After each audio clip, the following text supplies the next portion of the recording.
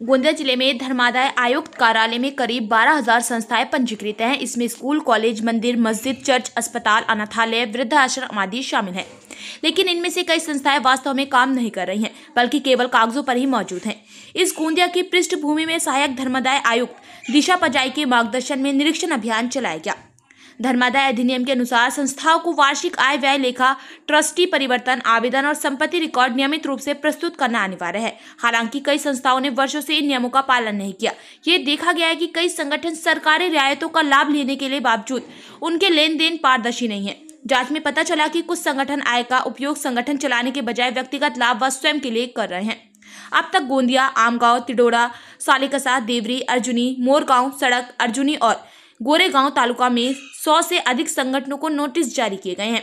Maharashtra public trust act के अनुसार सहयोग न करने वाले संगठनों के खिलाफ कार्रवाई की जाएगी, ऐसा धर्मादाय आयोग की अधिकारी दिशा पजाई ने कहा है।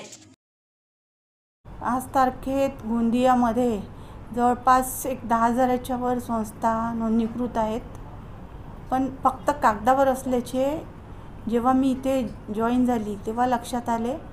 त्याच्यामुळे या संस्थांना त्यांच्या कार्याबाबत जाणीव व्हायसाठी नोटीस चालू केली। त्या ज्या 10,000च्या वर संस्था नोंदणीकृत आहेत, पण त्यापैकी जवळपास 50% कागदावरच असल्याचे आढळून आले।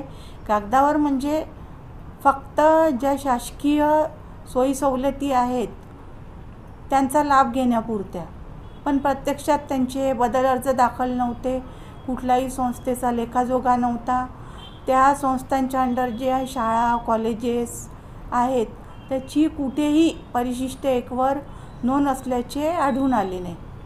अशा संस्थांना सुरुवातीला नोटीस देऊन जे कागदपत्र आहेत ती पूर्तता करण्यासाठी संधी देण्याची प्रोसेस या कार्यालयातर्फे चालू झाली आहे।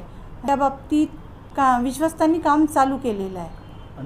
त्यांच्यामध्ये जो ॲक्च्युअल ते जनतेच्याच पैशांनी लाभ घेत आहेत तो त्यांच्या ऑडिटमध्ये आल्याचं दिसून येत नाही आणि ऑडिटच दाखल नाही आहे। मी गोंदिया जिल्ह्यातील जेवढ्या नोंदणीकृत संस्था आहेत त्यांच्या विश्वस्तांना असे आवाहन करते की न्यासाच्या मालकीची जी मालमत्ता आहे, शाळा कॉलेज असो की बाकी कुठलेही, त्या तात्काळ परिशिष्ट 1 वर अभिलेखावर घेण्याची आपण प्रक्रिया चालू करावी, जेणेकरून ती न्यासाच्या मालकीची होईल।